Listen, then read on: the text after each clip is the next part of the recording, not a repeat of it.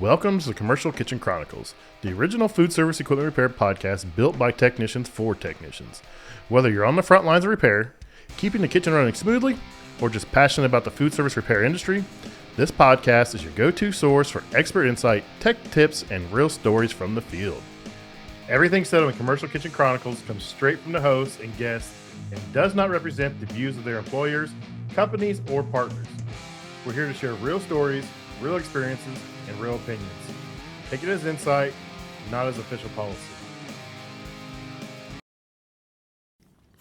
This episode is brought to you by Ambro Controls.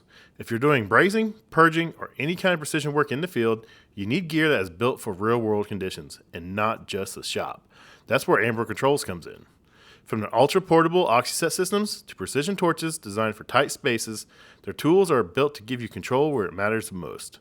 We're talking about stable flames, lightweight setups, and the ability to handle everything from small detailed work to full-on brazing jobs.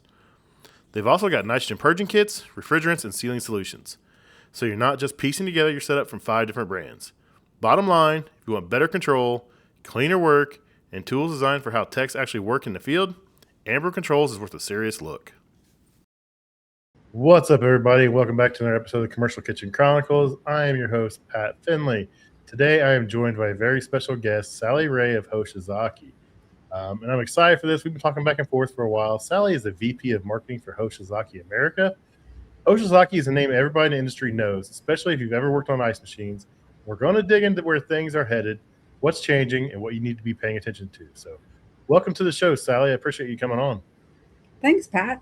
I'm very happy to be here. Appreciate it. Yeah, it's been a long time coming. We've been talking probably 6+ months.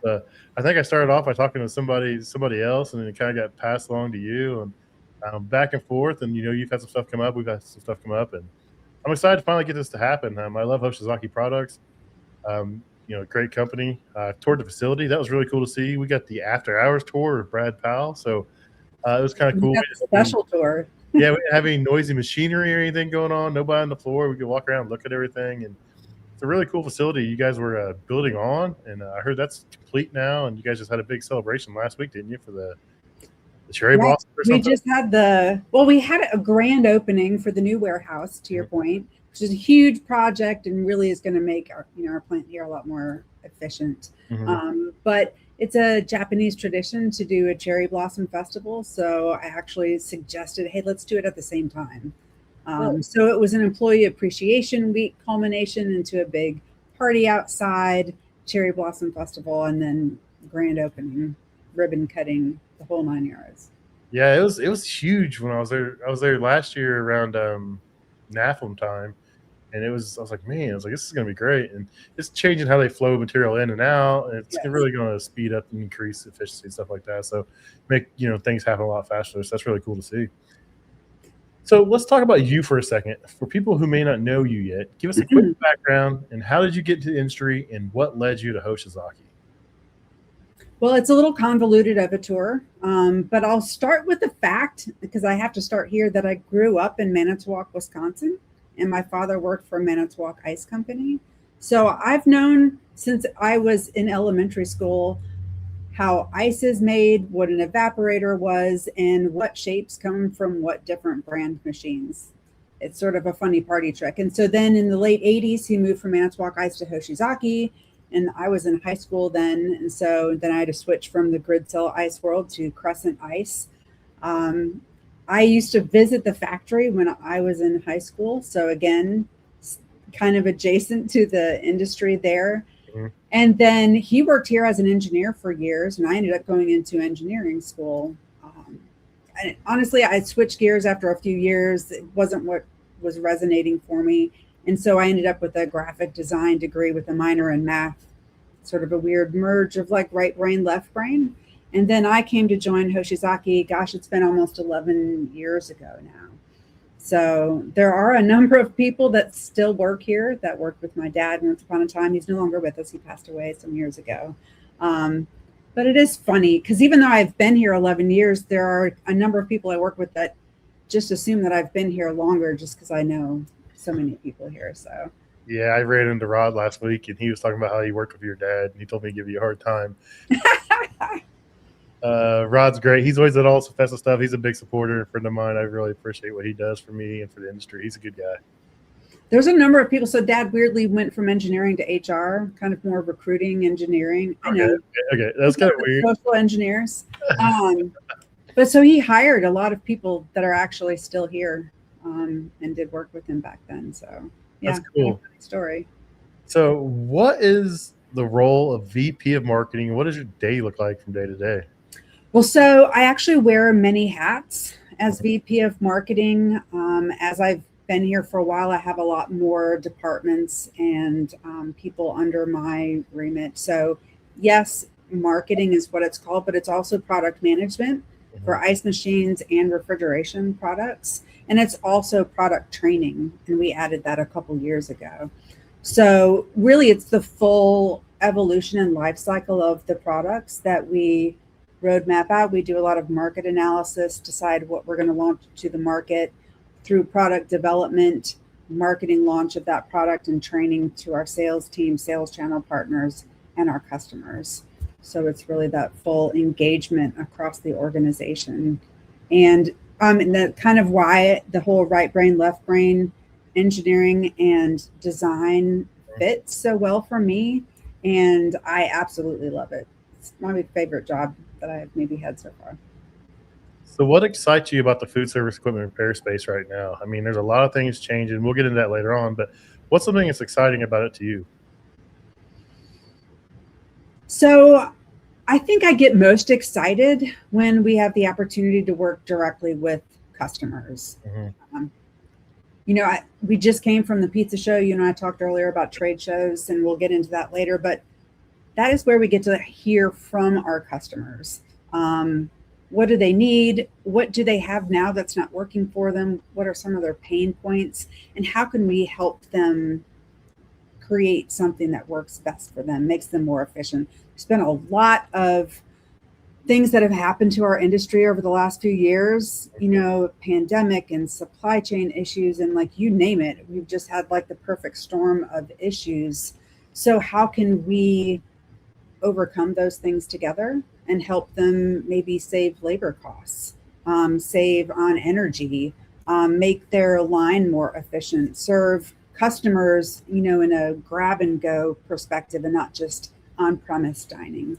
So I think there's a lot of things that we have rethought as a food equipment product manufacturer, and how we can be more, like, we're not a custom shop really, but we do a lot more customization when it makes sense.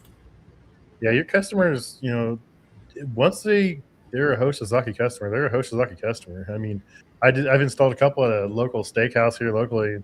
It's been open 17 years, and they finally had to replace both their units, and they put a nugget machine in or on one, and the other one I put in a Crescent Cuber, and they love them. They're like, no, Hoshizaki for life. So it's fun to install and it's fun to work on. They're pretty cool. So let's zoom out a little bit. Let's talk about Hoshizaki. The Hoshizaki Alliance is still a relatively new concept for a lot of people. Where does Hoshizaki America fit into that, and what does it really mean? So Hoshizaki is actually a global company. We are in the Americas. We are the headquarters of all of our Americas region here in Peachtree City, Georgia, where I'm sitting right now. Golf cart capital of the world. 100 miles of golf cart paths. Yes, exactly. It's kind of crazy. And we own other companies within the Americas. And we show together at trade shows, and we partner together. And up until a few years, we just didn't have the language to describe what that was and who we are. And so honestly, it was just a group of companies. We got together and said, hey, it's not an umbrella company. The alliance is just our way of being able to market who we are together, how we go to market together. How can we be a total solution to our customers? So the other companies in the alliance are Lancer Worldwide. So beverage dispensing, which works really well with ice machines. Jackson Ware Washing, another, back of house product that's really necessary. And then recently acquired was Structural Concepts.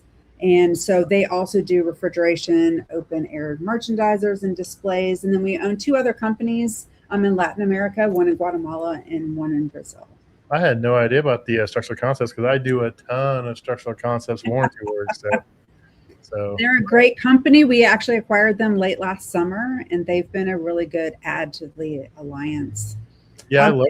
I do want to mention too, because what you said about people loving Hoshizaki, I all the time at shows, and it happened last week. Someone walks by and goes, "I love your ice machines." Like I would start to talk about it. They're like, "You don't have to sell me. I already love Hoshizaki. I've got a bunch of them at my operation." So. Oh yeah, I took the one I took out had a leak, and I almost brought it home. It was a remote condenser. I would have brought it home, and fixed the leak, but it was like 17 pounds of 404, and I was like, I don't have that kind of money laying around. Wow, that's crazy. If it had been a self-contained, I would have fixed it in a heartbeat. We need to have a competition of like who has the oldest Hoshizaki machine. I mean, 25 years easy, I hear all the time someone has, whether it's Cuber or Flaker. Well, people just got to take care of it. It's all about cleaning. It's all about water filtration coming in the machine. Absolutely. You don't have a problem. And people, any ice machine, I don't care what brand it is, if you don't clean it, you don't take care of your water, you're going to have problems. It is what it is. I mean, water is the biggest enemy to ice machines. I mean, plain and simple.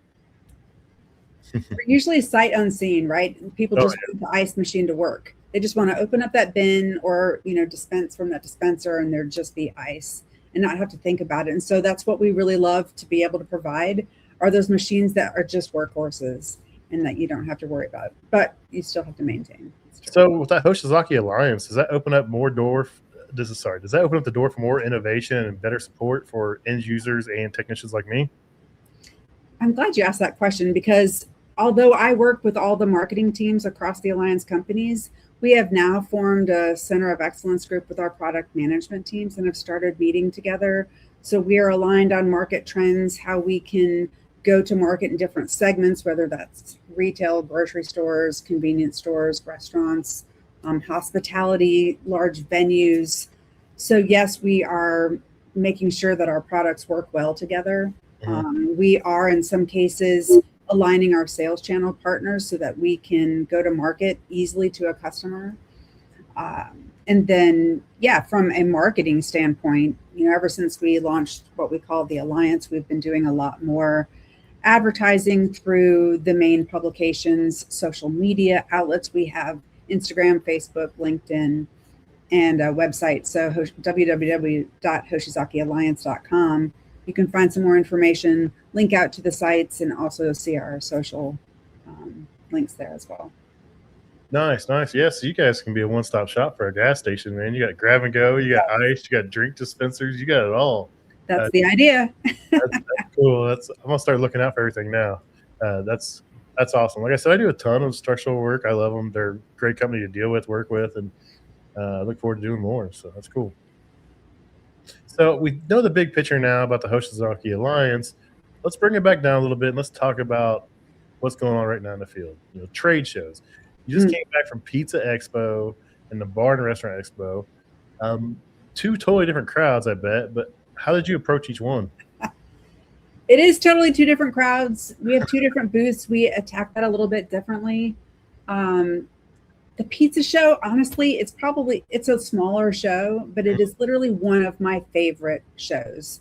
All the attendees that go to that show, like, own a pizza store, and they're interested in equipment and they want to see the next best thing. And it's such a great group of people. Interestingly, we have sent engineers there for years to gain first-hand feedback from those customers and say, hey, what do you need out of a product? And in 2022 and now in 2026, we have won a Kitchen Innovation Award for the innovative features and benefits on our new pizza prep tables, strictly based on the conversations that we have had with customers at the Pizza Expo. So it's just that continual engagement. It's being able to show the new unit. So we literally just launched that new pizza prep table. It has integrated refrigerated catch pans. So for those high volume operations that want to make sure that they're not wasting any of those ingredients and they can just pick them up and put them back in the rail. Our pizza prep units also have what we call day-night mode, which is an automatic set point change on the rail when the lid is open. So that means that product is staying at proper temperatures in the rail. Mhm. when the lid is open. But then when you close that lid, and that's on our regular model or on this new model, you can actually keep food in the rail because it keeps it at the right temperatures. It's one refrigeration system, but two separate controllers. So you can keep a separate set point on that rail or in the cabinet. That way you're not freezing food, but you're keeping everything at proper temperatures and you don't have to remove that from the rail at the end of the day. What this does is it helps compete against some of those other products out there that had cold rail or glycol rails that you have to defrost every night. You have to take that food out of there. So there's a huge labor savings in not having to deal with that. Yeah, that's great. So, yeah, You pretty have to exciting. unload those every night. You got to clean all that stuff out. You got to, if it doesn't have a drain, you got to get that ice out of there. It's a pain in the butt. So that's a really cool feature. So yeah, that and the refrigerated catch trays. Mhm. I think we're one of maybe just a couple that do that. And so the engineering team we've got on the refrigeration side and on the ice side continue to impress me, and the things that they're able to come up with. And all I have to do is, pitch an idea. Hey guys, and there was a new one we got actually. I'm not going to say it yet, but a new idea that came up when we were at the show, and I immediately was texting. I was like, hey, what do you think about this? And can we create this? And what do you think? And he's like, yeah, we can definitely do that. So it's a lot of fun. So going back to the difference between pizza and bar. So flying pizzas, and the dough twirling, but the great conversations. And then we go to the bar show. We had the opportunity to have two famous bartenders in our booth. One, Bad Birdie, was doing demos in the cocktail lounge on the bar show floor and also in the Hoshizaki booth. She's a huge fan of Hoshizaki ice. So having those attendees hear from her, one of their peers, on why she likes Hoshizaki ice, what the difference is between shaking with this type of ice or this type of ice, or shaking versus stirring, and how that affects the cocktail, whether that's in preparation or presentation. It is a real world application of why ice is so important and how Hoshizaki can be a partner to someone like Bad Birdie. On day 2, we had Tobin Ellis in our booth, and I did an interview with him. And he is also like a wealth of information. He just launched a book a couple weeks ago called Bar Design Essentials. And so we were able to kind of get some information out of him on what to think about when designing a bar. Because a lot of times it's not the bartenders who design the bar, they just have to deal with it when it's back there. So how do we make their lives easier? And that's not necessarily in just the cocktail, but it's how they work and their efficiencies and that layout behind the bar. So I appreciated the ability to dive down into the entire bar design idea and how we fit into that, and not just be a product salesperson, right? At the end of the day, yes, we need to sell products, but also, and more importantly, if we're not selling them the right products for the right application, then we're not doing our job right. Yeah, it's all about what those customers want. The customers come to you with needs and wants and desires, and you guys try to implement it, try to design it, try to make it happen. It sounds like you guys are doing a really good job with it. Thank you very much. Yeah, we've got a lot of interesting partnerships going on. It was funny, Hawk from over at the Crown booth came over and grabbed some of our ice and used it over there. And we've seen that a number of times, some people coming to our booth across the whole show floor. And honestly, I'm all for it. Like if anyone needs some ice, don't buy the bagged ice at NRA. Just give us a call. We usually have bins of ice of different types, and we're happy to loan that out. And we've done that to a number of different partners over the years. But That's cool. That's cool. yeah. I was so disappointed. I went toward the facility, and Matt and Debbie Diamond beat me there, and they had a scratch and dent. I forget what model it was. It was one of the, I don't know if it was cubes or spheres, and they bought it and had it shipped home. I was like, you guys are lucky you beat me here, because I would have bought that and had it sit in my garage, in my bar. So I'm still waiting to get my hands on one. So I'm a bourbon guy, so Yeah. gourmet ice is my. Absolutely. I've got these stupid little rubber molds, and I was like, there's machines that make this by the pound. Man. I mean, that's part of the fun story of it, right? Of what is the value? Because if you look, in a listing, they look like very expensive machines. But if you're pouring your old ice molds, taking up all that freezer space, Mm-hmm. because if you just have the silicone molds, they're cloudy. That's not really a good customer experience, in my opinion. Right. Now, if you're doing it with the ice molds that are like submerged in the water, so it comes up with better directional freezing and you get better clear ice, but that also takes a lot of freezer space. So unless you have like a walk-in freezer, that's going to be difficult to be able to do in any time, any amount of quantity, right? Yeah. But so then there's people that buy the third party ice, which is beautiful, but it's also very expensive. And when money is scarce and people don't want that capital expenditure, how can we provide a good return on that investment for the machines, but then also give customers what they're looking for? Nice. So, that's why that face-to-face interaction is so important with customers. You guys learn what they want, they need, and it gets you ahead of everybody else. If people aren't having those conversations with their customers, they don't know what they want, they don't know their desires or their needs, and you guys are filling that. So that's cool. It's a lot of fun. I will say that a few years ago when we first launched those machines, my favorite thing to do at the show floor, you just have to open that bin door and people look in there and they're like, no way, that machine made that ice. Like, yeah. And then they call their friends over and they want to see it. So it's exciting to be able to engage in that way, for sure. I almost went and bought a fancy new fridge that it makes the gourmet ice. I know. I didn't do it. I was like, I'll just find an ice machine. I don't need a whole new fridge that makes it, because then I'll be mad because that'd be the only ice maker I'd have. So I'd have to, I'd have gourmet ice for everything instead of cubes. So it is what it is. It only makes a few a day, but yeah, that might be up to speed if you're just one person drinking whiskey on the rocks. I will say we're a commercial food service manufacturer, so the majority of our customers are, restaurants and bars and cafes and whatnot, but there are plenty of Hoshizaki machines in home bars, pool, outdoor kitchens. We have a lot of outdoor UL rated ice machines and smaller refrigeration units. So so I will tell you too, just in case you're wondering and you need to take some measurements, that 2x2 ice machine is only 19 3/4 inches and fits underneath a bar area. So we can totally make that work. Yeah, perfect. I got plenty of room out in my barn for that. So that's funny. So what's new at Hoshizaki America right now for product standpoint? So on the refrigeration side, we've got a few really fantastic things that we're launching this year. We did show the new pizza prep table that won the KI award at the Pizza Expo last week.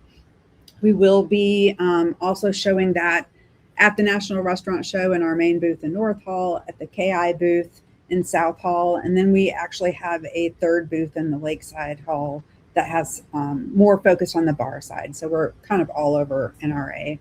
So the focus there is that new pizza prep table that I talked about before, but also we launched a new refrigeration lineup focused on, lower cost customers that still want good products, but at a good value.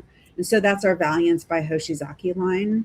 We launched that last at NRA with about 10 units. And so we are doubling the number of SKUs in that this NRA. So we have a full line of worktop under counter units, as well as some 60-inch models.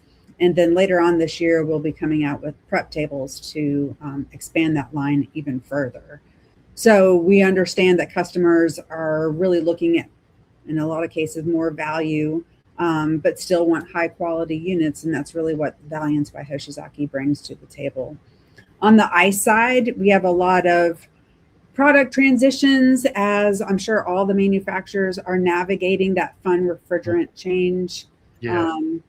We definitely want to make sure that we have the most energy efficient and, of course, standard compliant Department of Energy. There's a lot of different regulatory agencies and certification groups that we work with on a regular basis to make sure all of our units are to the current standards. And honestly, switching to R290, we did that in our refrigeration units years ago, 2017, and we see much better efficiencies. And so the same thing usually on their ice machines too. We see more energy efficiencies, and in some cases more ice production as well.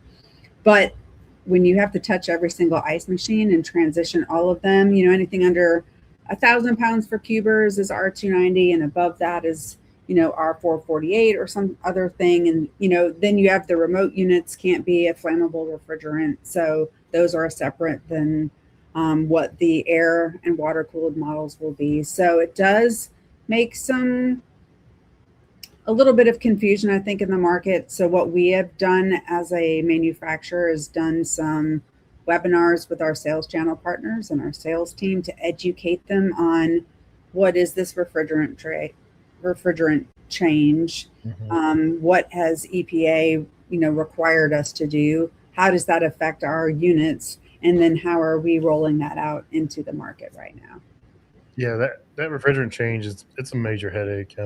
I've been I've been dealing with R290 for probably 15 years now. I mean, it's not a big deal to me, but Yeah. last year when I started pushing this A2L stuff, everybody started freaking out. I'm like, I don't know what you guys are worried about. I was like, I've been dealing with an actual flammable, dangerous, refrigerant for years. I said, a lot of this stuff cracks me up. I see online, but I mean, I've seen, some smaller units of yours that are R290, like that little Flakers and R290. The remote I just put in, it was still 404. But yeah, I was talking to Rod and some other guys at the show, and they were talking about 454, some of the options you guys have, and I'll be anxious to see when I start actually getting my hands on some 454 and some bigger ice machines that are R290. So. Absolutely. So it's interesting to hear your perspective of that, because as we're educating our sales partners and rep groups and distributors, they are not as familiar with it, but you guys have been working with multiple types of refrigerants for years now. And so adding one more, five more isn't, not that big of a deal for you. Although there are a lot more refrigerants nowadays than there are, which means having to carry different refrigerants on a truck. How difficult is that for you? Yeah, it's a pain in the butt. I've got 8 slots, and I carry 5 right now and 3 recovery tanks. And I don't know what we're going to do moving forward. We haven't done anything at 454 yet, so I guess when it comes, we'll have to buy a tank of whichever A, B, or C, depending on the application, and go from there. Probably live at the shop, and because I guess there's some standards we got to change. We keep some of this stuff on the truck, which I don't really understand that, because we've had MAP gas cylinders, propane cylinders for years. We've had oxygen acetylene cylinders for years, but now all of a sudden, you're getting A2Ls and you got to have a special container. I'm like, this stuff's far more dangerous and flammable than that. And we just strap it in a rack for the last 40 years. I mean, I don't know what you guys are talking about. So it's I think a lot of it is like some companies, I mean, they're scared. We're such a litigious company where everybody gets sued for where everybody gets sued for anything. And I think everyone's just freaking out about it, so they're just trying to be overprotective. And I think a lot of it's probably not needed or warranted, really. But you got to do what you got to do, because everybody knows a lawyer or can find one real fast. That's true. In some cases, for the ice machines, I will say it is restricting where they can be. So if it has a charge over 150 grams for the flammable R290, it has to be at least 20 feet away from an open flame. So if someone had a super tiny kitchen and had all that equipment in a small space, then you can no longer have that ice machine too close to open flame on the range or something like that. And then also, like in hotels, you have to make sure you have enough cubic square footage, because we've probably all seen those places where they put the ice machine and dispenser in a little teeny tiny closet, and then they close the door. So, I mean, there are some of those things that need to be educated, right? That we need to make sure that we are educating our sales team and our customers to understand that there might be some changes like that going forward from a design and layout standpoint. I've never heard, that's the first I've heard of over 150 grams. It has to be like 20 feet away from open flame source. That's the first I've heard. It's wild, because I've been doing R290 for years, and you'll see some units that'll have 2 or 3 systems in it, in a kitchen, just because the standard of that threshold, they'll have 3 condenser units and 3 evaporators. And like, well, you still use more than 150 grams, but it's 3 different systems, so it doesn't really. Yes. I'm like, this. And I know structural does it too, because I've had some. I trained one of the structural guys in special refrigeration. I teach there occasionally, and Matt was in. He was one of the guys that worked for structural, and he was saying that they have a system that it's 6 condensing units and 6 evaporators in one grab and go case. I'm like, holy smokes, that is wild. Like, you could lose 1 or 2 systems and not even probably really know it, as long as it wasn't in a bad environment. So I think a lot of times people just freak out more than they have to. But I mean, like I said, we are such a litigious country that, you got to take every precaution you can. You have to understand, like from a manufacturing perspective, there are some efficiencies to having Oh, yeah. fewer sizes of condensing units. And that way you can just put multiples in. It has to make sense from a cost perspective. And there are some additional benefits, right? So if one of them goes down, then you're still maintaining temp in your unit, but you want to be able to know when something like that happens so you can change it. Sweet. Yep. Let me see. So It's fun. I will say, we talked about ice and we talked about refrigeration. So many people just know Hoshizaki as an ice machine company. And of course, that's what we are known for. Yeah. And even if people don't know that they have a Hoshizaki, they recognize the penguin, which is fun. They're like, oh, the penguin, of course we know who you are. Sometimes we still have people walk into the large trade show booths and say, oh, I didn't know you guys made refrigeration. So we're still overcoming that. We're still a small player in the market, but we're definitely growing on that aspect. I will say we have a dedicated team of engineers and product development and product managers that work directly with chains, doing what I talked about earlier, some customizations. Hey, tell me what you need. You need a different type of lid, different size caster, things that are specific towards particular, layouts and chains. And so we have changed our team over time. We've grown our product management team and separated it between ice and refrigeration. We have a full engineering crew, both on ice and refrigeration. And especially the guys that you have met last week at the show, we've got some people who have been with us for a really long time. And that means a lot for a company and a factory that we have people who have stayed here for a long time. So I'm really proud of that. Yep, I even met Will. He's new. I met him. Great. Yes. I met Will too last week. He was up here in Indianapolis for a Cephesa regional meeting and a young professionals conference symposium, and he was really cool, super nice to meet. So they told me, said, make sure you see Will if you're going to Cephesa. And sure enough, I went and talked to him and introduced myself. He was doing great. He was taking notes. He was engaged. He was learning stuff. So I was impressed. He actually helped us last year at the National Restaurant Show. Mm-hmm. Helped us, kind of build the whole booth and start the machines and, attach everything, because refrigeration, even I can do that. You just plug it in the wall, but installing an ice machine, as you know, is a little bit more complicated. And Will was great. He was there from beginning to end, troubleshoot anything that's going on. So he was great. So let's transition a little bit into marketing and industry evolution. So from a marketing standpoint, how do you balance innovation, education, and compliance messaging? It's interesting because I would say a lot of the marketing that we do has multiple different audiences, right? We are trying to be educational and informative through our specification sheets and our catalogs and our brochures that we have available that show the breadth of our Hoshizaki product line. But then we also make sure that we have segment flyers and things specific to different market segments, whether that's convenience store, restaurant, schools and universities, any other B&I or large venues such as stadiums and healthcare. So we have a growing product lineup for the healthcare segment as well. But then, so that's more sales channel, partners, dealers, designers, consultants. You need to understand the technical aspect of those units.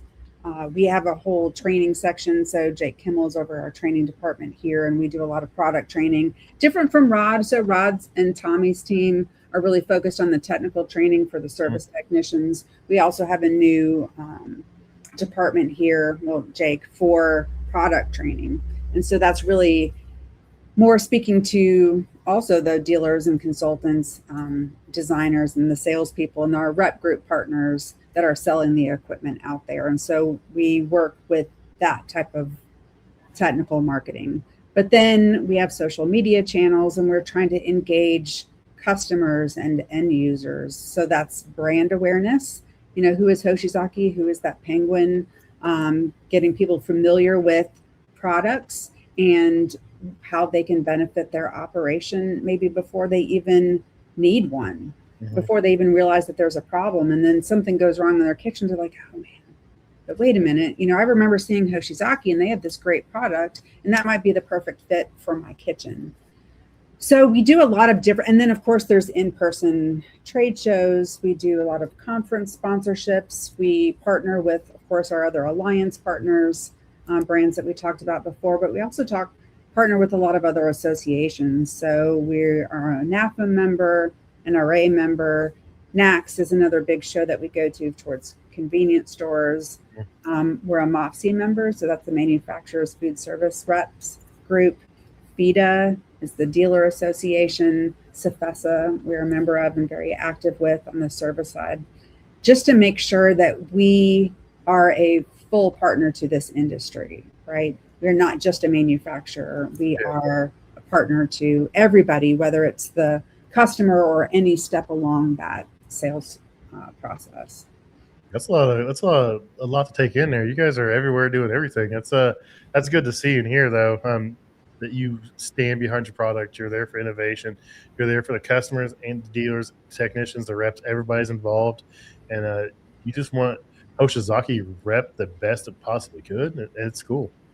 Well, and what I've always said is my job or my team's job is to sort of translate the engineer speak. And it starts in product development and product management of like, what product do we need? And, here are the features it needs to have to be competitive in our market. And then engineering takes that information and develops the product that we launch into the market. But sometimes we have to just ask why a bunch of times. Why did you do it that way? Why did you put this part or component in there to get to the real value to the customer? Maybe it's greater efficiencies. Maybe it's more ergonomic. Maybe it's a better hinge than we used to have with the stay open feature. So there's lots of different parts and pieces, literally and figuratively, that go into the design of each of our products. And it's marketing's job to be able to capture that information and properly relay it in a manner that is easily absorbed. Nice. So you've been doing marketing for a while now. So how has marketing changed in the industry over the last few years? It's funny, in some ways it's changed, and in some ways it hasn't. It's a weird industry. I realize there's so many levels. There's dealers, there's rep groups. It's like, what is this? This makes no sense. Right. Well, I will say 11 years ago or 10 years ago, we were definitely not doing podcasts or video calls or anything like that. I remember NAFM doing some webinars on a regular basis thinking, well, this is kind of nice that, we can all see what's going on. But of course, we've all gotten more digital. We still stay in print. There's something really nice about just having a catalog or a magazine in front of you and being able to flip through it. And we do have some amazing media partners. And that goes beyond marketing and print ads and magazines. It's events and conferences. And how do we, again, become a better partner to our customers and come together in a way that is a better resource and information? I do have more people on my digital team now than we did years ago, of course. We have someone focused on social media content, and it can't just be, happy pizza day or happy donut day, right? There needs to be some value to that content. And, some of it is brand awareness if you're not sure who Hoshizaki is, but a lot of it is, product description. How does this work in your kitchen? How does this help you? It can't just be, well, we have this feature, but not really explain what that benefit is. And, continually launching products and, pushing that out through our, all of our different marketing channels definitely helps. I will say that we do some more interesting marketing. So like bringing people into our booth. So industry leaders, industry thought leaders, influencers is kind of a tricky term. I don't necessarily like to use that one. I don't like it. I get called it all the time, and it drives me nuts. And I've gotten better. When I first started getting called an influencer, I was like, so cringe. I was like, But it is what it is. It just takes a while to get used to being called that. I still don't consider myself that, but this is what people call me, so I just do it. So, like industry expert is probably a Mm. good term, but Yeah. it's just the way we're relaying that information now that has changed over time. You're not writing an article now in a newspaper or a magazine, right? You have real time um, information, right, and content that you can push out, and multiple platforms on which that you can do that.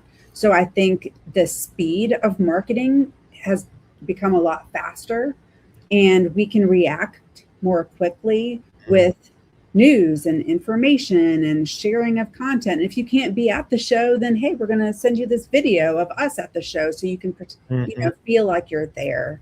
And so I think there is a nice aspect of it in Yep. that way. But I would say rather than influencer, like we partner with some brand ambassadors, some Mhm. people who truly love Hoshizaki, and I don't have to pay them to say that because it is such a good product and they use it in all of their bar designs or in their operations, and we can just kind of piggyback off the fact that they're already using it and we appreciate them and they appreciate us. And so that's how I like to think about it. Yeah, with social media and the internet, you can share information, share posts, share videos so fast. What happens at NRA used to take time to come out in magazines and everything else, and now it's like it's happening in real time. Someone can walk by the booth and film something, and it's out there. Absolutely. It's taken off in a matter of seconds and minutes, and it used to be weeks at a time for someone to get out. So social media is huge for companies like yourself, myself, my industry. Um, Hmm. you know, I I enjoy doing what I do. It's fun to meet new people and go to trade shows and do all that stuff. I was catching some flack on some social media the other day. Someone said I was just an empty shell of a tech with that's got sponsors and hashtags, and I don't know Uh, what I'm doing. And I was so mad. I was ready to like find out where he lives and go there. I was fuming. I was like, dude, you don't know anything about me. You're making these blind assumptions off what you see a couple posts. I said, I've been doing this 20 years. I've fought for everything I have. I said, yeah, I have a few sponsors, but guess what? I still lose money doing this stuff. What I do. I said, I don't make money doing this. I said, guess what? When I go to these trade shows, I took vacation time. My work doesn't pay me to go there. I burn all my vacation time. It's like I do this because I love the industry. I love what it's done for me.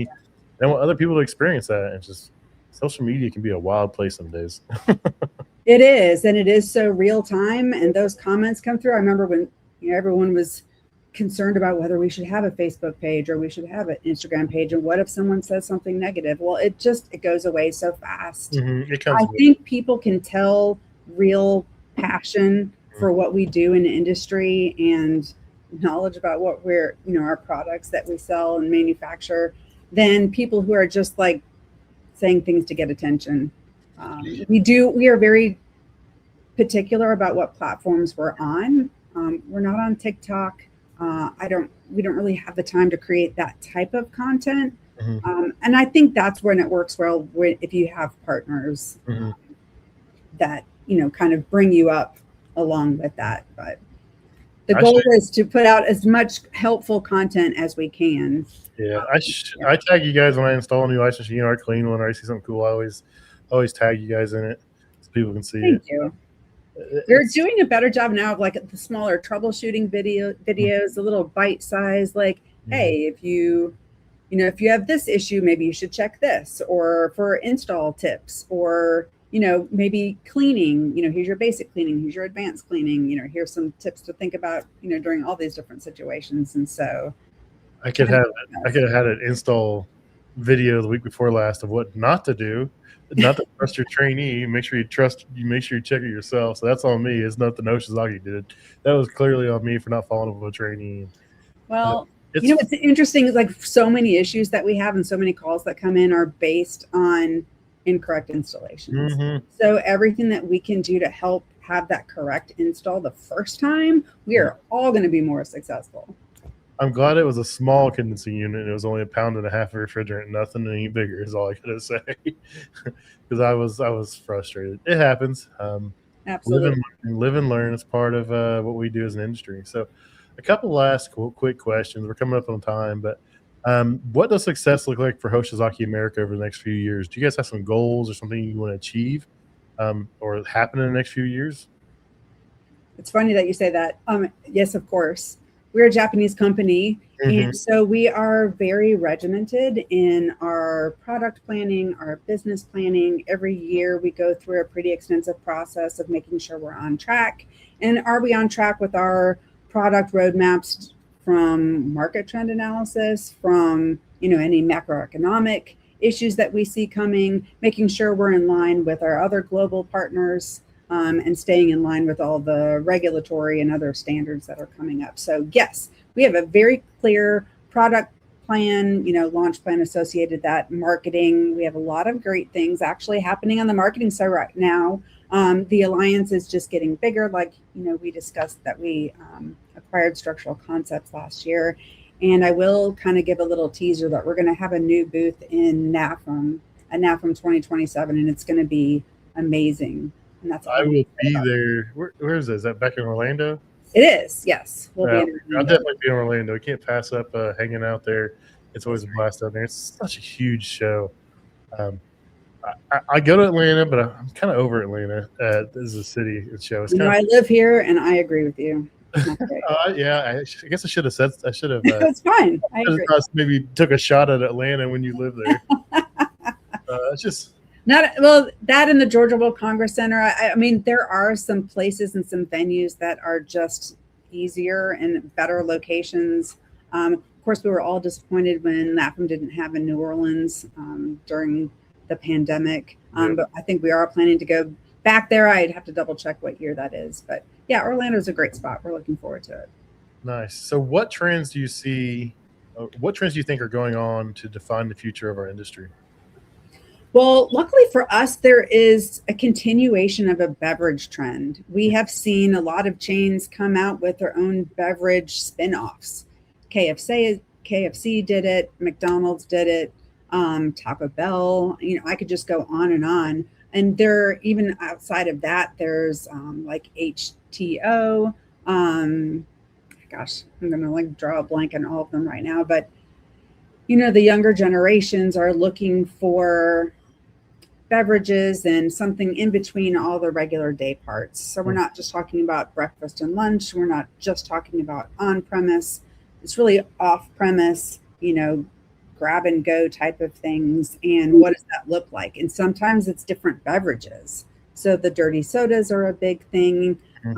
Actually, Chick-fil-A, is near us, and they came out with a new concept that's really focused on beverages as well. So that's fun. We have 8 different ice types, and there's something for every different drink out there. So that's really kind of on the QSR side. Convenience stores are still doing really well. A lot of them are adding food service to their menu, so to speak, because it is such a great profit margin on prepared foods and dispensed beverages for convenience stores. So that really continues to grow. And then honestly, even the fast casual and the fine dining in some cases are doing really well, because those new concepts, maybe they're pop-ups, are really grabbing the attention of people. So yeah, I think it's kind of across the board. Like I said before, we are focusing more on healthcare. I think we've seen a continued boom of kind of the dining services on the non-commercial side. Maybe that's going to be changing a little bit as so many people are still working hybrid or remote, or especially on larger campuses. So food lockers, right? How can we change the kitchen or expand the back of house, but shrink the front of house and make everything more grab and go, whether that's refrigeration or ambient or heated lockers as far as that goes. So we'll continue to, bob and weave as the industry changes. But I think at the end of the day, people just love to go out to eat. There's something about coming together as a group of people and enjoying someone else cooking and, maybe a cuisine you haven't tried before. And I don't think that's ever going away. Nope, it's here to stay, and hopefully a long time, so I can keep my job. Me too. So where can people find out more about Hoshizaki's? List the website, list social media, anything you want people to go out and check out. Now's your chance to show it off. So, HoshizakiAmerica.com is our website. There is a wealth of information. You could spend hours there looking at all of our different products and information and brochures.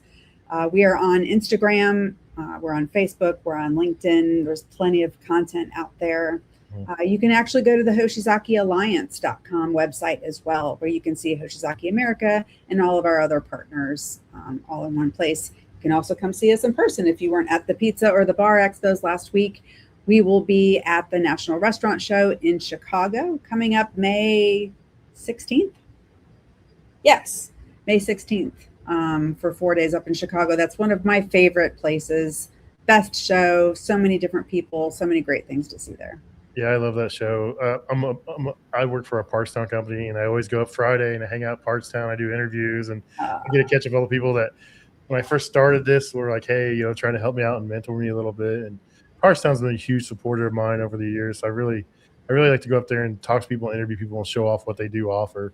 And then go to the show Saturday and Sunday. And generally I come back home on Sunday night, but it's a blast. If you've never been to an NRA or National Restaurant Show, go up there, check it out. There's stuff for restaurant owners, people who just go to restaurants, technicians. It's kind of wild to see. And I will tell you, when you go to a food service trade show, you don't have to pay for food. There is food everywhere. There is good food, pizza. I mean, everywhere you turn, ice cream, beverages. You're like, the Dr. Pepper booth is like a huge stop right there for at the NRA show because you can get all the Dr. Pepper flavors. It's phenomenal. So I told you I grew up in Wisconsin. So not far from the Hoshizaki booth is the Wisconsin cheese booth. Yep. So at least once a day, I'm going over there and trying out some cheese, and they've got ice cream too. So yeah, good stuff. That's funny. So Sally, I really appreciate you coming on and sharing all this. There's a lot of value going on here, especially with everything changing right now. Hoshizaki's getting out in front of it and staying in the leader in the industry. It's really cool to see. Pat, thank you so much for having me. It's been such a joy talking to you. I appreciate it. Thanks. And for everyone out there watching, if you got something out of this, make sure you like, subscribe, share it to another tech, because this is the stuff that keeps you ahead of the curve. Thank you, Sally, and have a great day. Thanks, Pat. You too. If you guys would, please consider subscribing, rating, and reviewing the podcast. It really helps us grow and helps us know which direction to move in. Also, if you have any suggestions for guests, please email me at commercialkitchenchronicles@gmail.com. Or if you want to be a guest, email me. Love to have you guys on. Thanks a lot. See you next week.